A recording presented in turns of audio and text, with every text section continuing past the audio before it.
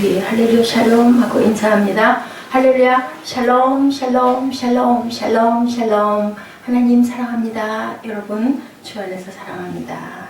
예, 지혜가 부르지 아니하느냐, 명철이 소리를 높이지 아니하느냐. 그가 길가의 높은 곳과 내거리에 서며 성문교과 문어교에 여러 출입하는 문에서 불러 이르되, 사람들아 내가 너희를 부르며 내가 인자들에게 소리를 높이노라. 지혜와 명철이 이렇게 세상이 생기기 전부터 있었다. 하나님을 일컫죠. 사람 인자를 보더라도 인간은 서로 의지하면서 삽니다. 혼자서도 물론 못 살고 죽지는 않겠지만 어쩐지 외롭고 하나 반쪽이 조금 뭐가 부족한 것 같죠. 위태롭게 보이고. 인자 이렇게 보면 이렇게 의지하고 있어요. 그죠? 사람 인자 보면. 태초에 하나님께서 사람을 반쪽짜리로 만드셨기 때문에 짝을 만나 한 몸을 이뤄야 인생을 온전하게 돕는 배필이 꼭 있어야 된다는 거죠. 아담을 지으신 후에 혼자 있는 게 독주하는 게 좋지 않아, 보기가 좋지 않았다고 그러십니다. 그를 도와줄 자를 찾으시죠. 온갖 짐승들은 아담에게 데려다 주셨지만 그 짐승들 중에서 적당한 짝을 찾을 수가 없었어요. 하나님은 아담의 갈빗대 하나를 취하여 하와를 만드시고, 얼마나 외롭고 힘들었든지 아담은 하와 보자마자 뭐라고 그랬어요? 내 뼈 중에 뼈요, 살 중에 살이다 라고 그렇게 반가워했어요. 그리고 그는 이 사람은 자신과 하와는 둘이 아니라 한 몸이라고 이렇게 생각을 했습니다. 두 사람이 몸과 마음을 합해서 도와가며 함께 살아야 할 존재임을 그때부터 밝혔죠. 보통 남편들은 아내가 없이는, 또한 또 아내 또한 남편이 없이는 얼마나 여러 가지로 어렵고 공고한 부분들이 많은지, 아내가 살림을 맡아 생활하고 도와주고 있기 때문에, 또한 목회하시는 남자 목사님들 사모님 안 계시면 정말 어떻게 할 수가 없죠. 고백들을 하세요. 아이고 나는 안사람 없으면 목회 못한다고. 또 여자 목사님들도 마찬가지죠. 누군가가 보조해서 도와주실 그 외조라고 그러죠. 외조자 남편들이 있는 분들은 훨씬들 목회들을 잘 하십니다. 근데 단 두 사람이 하나가 돼서 호흡이 잘 맞아야 되겠죠. 혼자 해결할 수 없는 문제가 있을 때 항상 배우자와 우리는 상의합니다. 그러면 문제가 쉽사리 해결이 되죠. 왜냐하면 각각 장점들이 있기 때문에. 만일 또한 교회 성도들이 안 계신다면 목회를 할 수가 없죠. 설교 들을 사람이 없으니 더구나 성도들 없이는 목사님은 소용이 없습니다. 지도자는 그저 따르는 팔로우가 없으면 아무 소용이 없죠. 넓은 그 사랑과 또한 섬김과 그 도움들이 있어서 서로 이렇게 맞물려 살아가죠. 그 밖에 기도와 또한 항상 도와주는 그런 따뜻한 눈길, 그리고 또 격려해주는 그 마음들이 이렇게 교회가 잘 유지해 갈 수 있도록 하기 위해서 하나 되라 라고 늘 말씀을 하십니다. 주 안에서 빛의 자녀로 살아라, 하나 되라 너희들은. 그동안 하나님께서 인도하시고 항상 보호해 주셨기 때문에 우리들은 이렇게 함께 살아갈 수 있다. MBC TV 화제 집중이라는 프로그램에서 적성면에 대한 이야기가 소개되었던 적이 있었습니다. 그 이야기는 일주일에 한 번만 문을 여는 이발소가 적성면 소재지에 생겼다.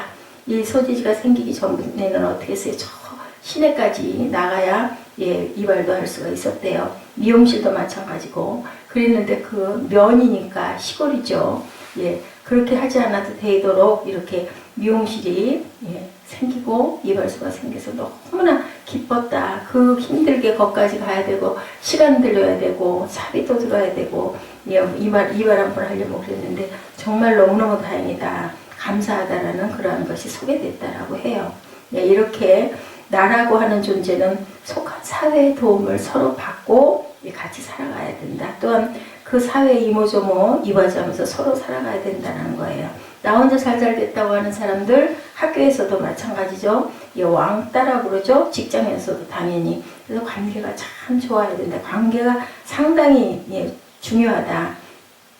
또한 세상 또한 하나님께서 아무리 농부가 농사를 잘 지려고 씨를 뿌리고 밭을 잘 갈고 그저 비료를 갖다 줘도 하늘에서 비를 내려주시지 않으면 곡식은 자랄 수가 없습니다. 하나님께서 우리를 늘 돌봐주시기 때문에 살아남아 살아갈 수 있다. 천호신조라는 한자성어, 하나님의 도우심을 뜻하는 말인데, 이 땅에 기독교가 들어오기 전부터 우리 조상들 하나님의 도우심이 있어야 삶을 인생살이로 온전히 할 수 있음을 알았어요. 하늘이 예, 천 하늘이라고 그러죠. 하늘이 도우셨다 이렇게 얘기합니다. 인간을 만드신 하나님을 외면하고는 결코 우리가 인생을 온전하게 살아갈 수가 없다. 우리 야와 하나님께서 우리에게 약속하신 말씀을 우리가 늘 믿고 의지해야 되는데, 하나님을 믿고 의지한다라는 말, 그분의 능력과 섭리하심을 믿고 그분께서 하신 약속의 말씀을 믿고 또한 어떻게 해요? 지키고 살아가는 것을 의미합니다. 그 진리의 말씀과 지혜의 가르침을 따르게 될 때 인생을 우리가 바르게 살 수 있을 뿐만 아니라 영생의 복을 누리게 된다. 무엇으로? 믿음으로, 또한 순종으로.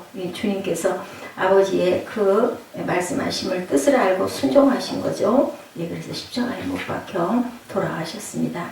부활이 내일 새벽에 이루어집니다. 우리는 부활절을 지키죠. 그 믿음이 우리를 살리는 지혜와 능력이 되고 기쁨과 소망이 되는 것. 사람의 약속은 100% 믿을 수가 없죠. 아무리 신용이 좋은 사람이라 할지라도 그것을 우리가 온전하게 믿을 수가 없어요. 명철, 지혜와 명철만이, 지혜는 하늘이 주시는 거죠. 하나님은 틀림없으십니다. 1.1획도 변함이 없으신 전능하신 분이기 때문이다. 예, 그 사실이 역사적으로 증명되고 있죠. 우리는 구약에서 약속하신 말씀이 신약에서 그대로 실현되었음을 주님을 통해서도 봅니다.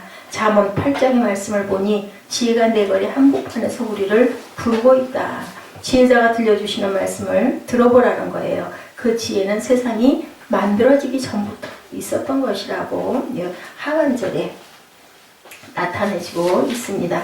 우리 하반절 아까 읽어봤죠. 22절에서 34절에 보면 야훼께서 뭐라고 그러세요? 우리 함께 한번 합독합니다. 그 조화의 시작 곧 태초에 일하시기 전에 나를 가지셨으며, 누구예요? 지혜와 명철을 얘기합니다.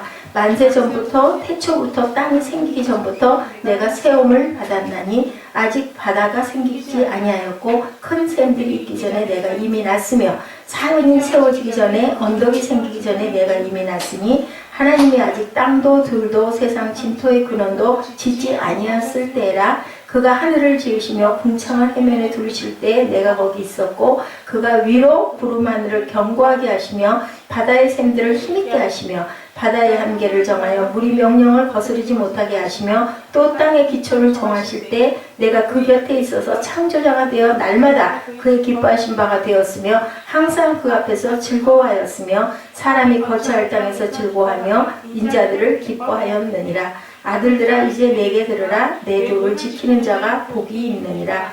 훈계를 들어서 지혜를 얻으라. 그것을 버리지 말라. 누구든지 내게 들으며 날마다 내 문 곁에서 기다리며 문설주 옆에서 기다리는 자는 복이 있나니. 네, 그 다음 절 읽어주세요. 대전하를 얻는 자는 생명을 얻고 여호와께 은총을 얻을 것입니다. 그러나 나를 잊는 자는 자기의 영혼을 해하는 자라. 나를 미워하는 자는 사망을 사랑하느니라. 네, 지혜와 명철이 이렇게 얘기합니다. 그래서 우리가 항상 지혜와 명철을 따르면 이렇게 우리 인생이 어떻게 된다? 성공한다라는 말씀을 하시죠. 기차가 내일을 벗어날 수 없듯이 인간은 진리 하나님을 떠나서는 살 수가 없다. 우리가 하나님을 믿고 의지할 때 어떤 일이 생길까? 바울은 로마서 5장에서 그 사실을 두 가지로 말하고 있습니다. 하나는 하나님과 올바른 관계를 맺게 된다. 기차가 내일을 벗어나지 않는 한 기차는 잘 달릴 수가 있는 거예요. 그죠? 진리 되신 하나님을 떠나지 않으면 인생은 하나님의 보호하심과 은혜 안에서 잘 살아갈 수 있다. 그래서 찬양 우리 잘하죠. 예수는 나의 힘이요 내 기쁨 되시니 그 명령을 준행하여 늘 충성하겠네. 주야로 보호하시며 바른 길 가게 하시니 의지하고 따라가리 주 예수. 우리 이렇게 항상 고백합니다. 두 번째로 하나님을 믿고 의지할 때 구원의 은총을 입게 된다라고 이렇게 말씀하고 있어요.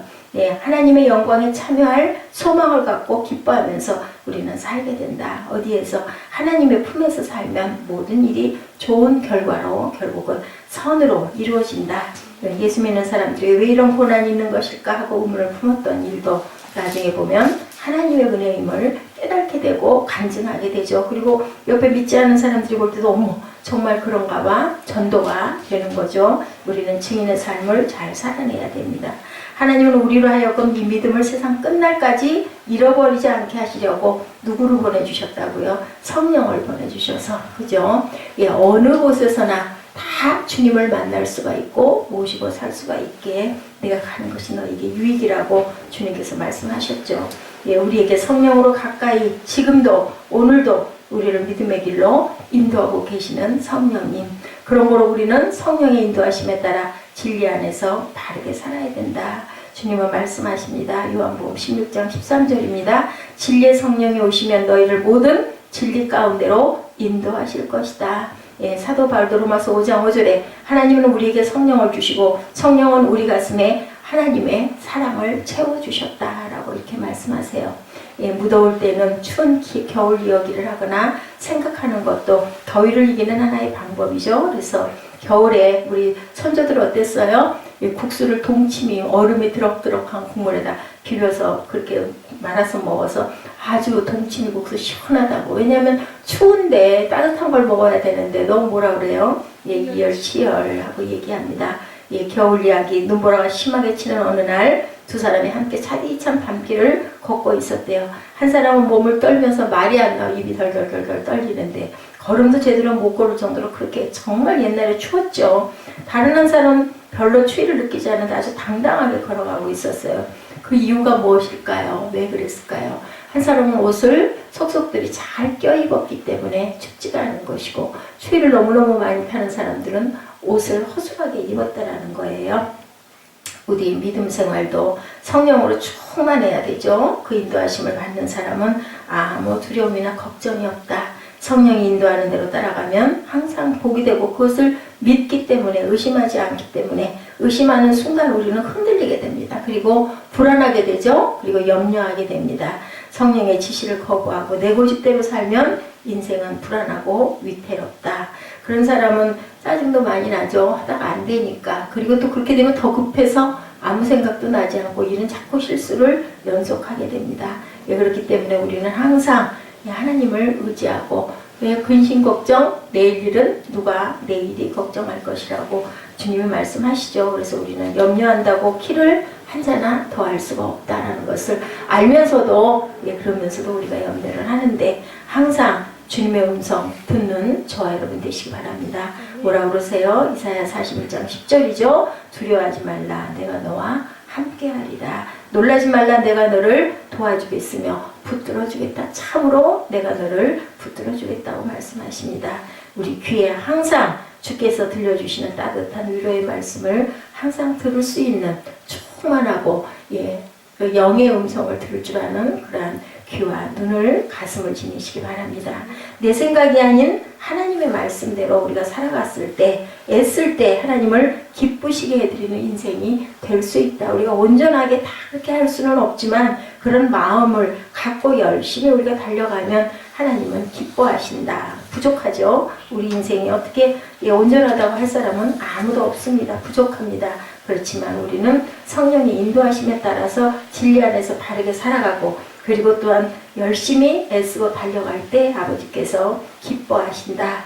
우리가 하나님의 마음을 기쁘게 해드린다면 주께서도 어떻게 해주세요? 어떻게 하면 내가 너를 기쁘게 해주겠니? 항상 우리의 모든 것들을 살펴주시죠. 우리 아이들 생각해보면 맞죠? 잘해서 그런 게 아니라 뭔가 하려고 애쓰는 거 보면 가서 도와주고 싶잖아요. 근데 말 안 듣고 대답하고 삐뚤어지고 반발하고 하면 딱 그냥 한 대 콩 쥐어 박아주고 싶은 거랑 똑같죠. 우리가 하는 모든 일들이 좋은 결과로 나타나게 해주시는 하나님. 우리가 실수한 것까지도 분명히 깨닫고 회개할 경우에 그것을 선하게 인도해 주시죠. 우리 믿음을 잃지 않고 산다면 어떤 어려움이 닥쳐도 실망하지 않을 것이다 라고 말씀합니다. 그런 사람은 하나님을 기쁘시게 하고 또한 자신도 기쁜 인생을 누리게 되죠. 아버지를 기쁘게 하면 아버지가 그냥 안 계신다라는 거예요. 인간은 아는 것보다 모르는 게 하나님의 높이와 깊이를 우리가 절대로 다 알 수가 없습니다. 한계가 있기 때문에. 그래서 우리는 항상 성령의 도우심을 의지하고 살아가고 그리고 겸손하게 낮아졌을 때 누가 높여주세요? 아버지가 나를 높여주신다. 우리 성령의 인도하심을 따름으로 주님을 기쁘게 그리고 또한 내가 그것으로 인하여 기쁜 누구를 뭔가를 기쁘게 하고 나면 내가 괜히 기쁘지 않습니까?